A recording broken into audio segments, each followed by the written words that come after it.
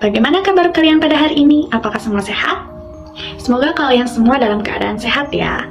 Sekarang, Ibu akan memberikan kalian sebuah penjelasan mengenai struktur dan fungsi jaringan pada tumbuhan.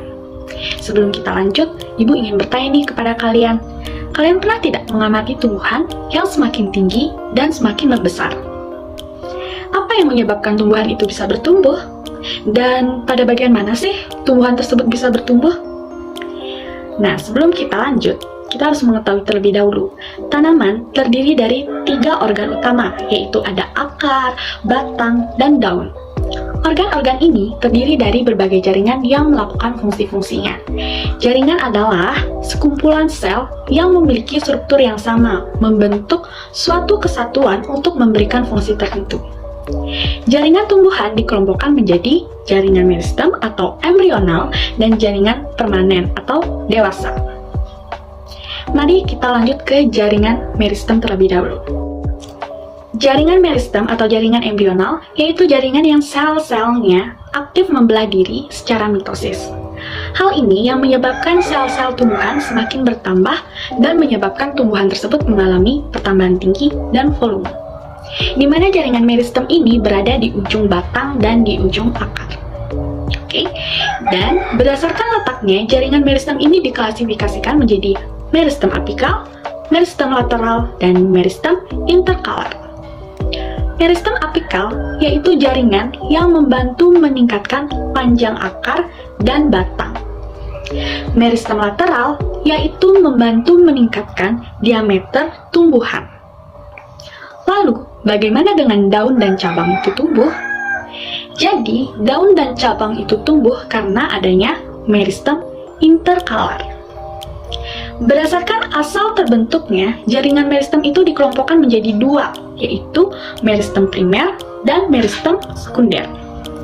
Meristem primer yaitu jaringan meristem yang sel-selnya itu aktif membelah. Jadi, meristem primer ini bertumbuh semakin tinggi. Sedangkan meristem sekunder yaitu berasal dari sel-sel dewasa yang berubah sifatnya. Jadi dia akan bertumbuh semakin membesar.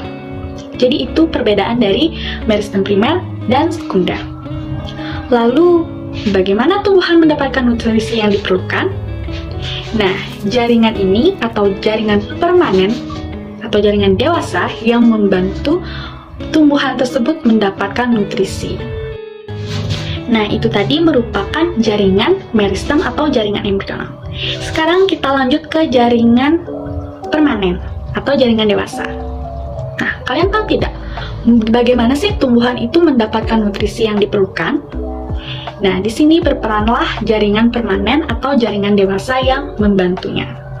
Jaringan permanen atau jaringan dewasa ini adalah jaringan yang bersifat non-meristematik atau tidak aktif membelah. Jaringan ini berasal dari pembelahan sel-sel meristem primer dan sekunder yang telah mengalami diferensiasi. Berdasarkan fungsinya, jaringan dewasa ini dibedakan menjadi 4, yaitu ada jaringan dasar, jaringan penyongkong, jaringan pengangkut, dan juga jaringan pelindung. Kita lanjut ke jaringan dasar terlebih dahulu. Jaringan dasar merupakan jaringan yang hampir terdapat pada seluruh tumbuhan. Jaringan ini berperan penting dalam semua proses fisiologi atau metabolisme tumbuhan. Contohnya yaitu jaringan parenkim, di mana jaringan parenkim ini yang berdiferensiasi menjadi parenkim cadangan makanan dan juga proses fotosintesis. Lalu yang kedua yaitu ada jaringan penyongkong atau penguat, merupakan jaringan yang berperan untuk menunjang bentuk tumbuhan.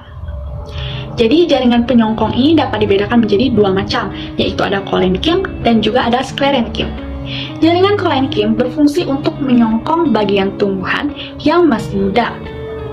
Untuk sklerenkim itu berfungsi untuk menyongkong tubuh tumbuhan yang sudah tua. Lanjut kita ke jaringan pengangkut atau vaskuler, di mana jaringan pengangkut ini terdiri atas 2 jenis, yaitu ada xilem dan juga phloem. Xilem berfungsi untuk mengangkut air dan zat-zat terlarut di dalamnya dari akar menuju ke daun. Sedangkan untuk phloem itu berfungsi untuk mengangkut makanan hasil fotosintesis dari daun ini ke seluruh tumbuhan. Seperti itu. Lalu yang terakhir, ada jaringan pelindung, di mana jaringan pelindung ini terdapat di seluruh permukaan luar tumbuhan.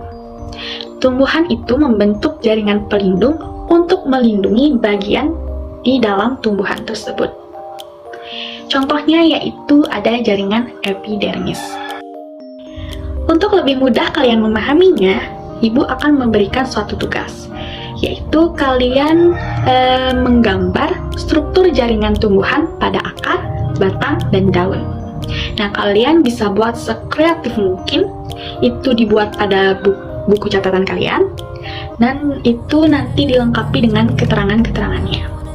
Nanti kalian bisa upload pada room di Google Classroom yang sudah Ibu buat, dan silahkan kalian kerjakan sebelum tenggat waktu yang telah ditentukan. Nah, jadi semoga apa yang Ibu sampaikan ini bermanfaat, dan jika ada yang kurang jelas dan kurang dipahami, bisa kalian tanyakan nanti pada sesi diskusi.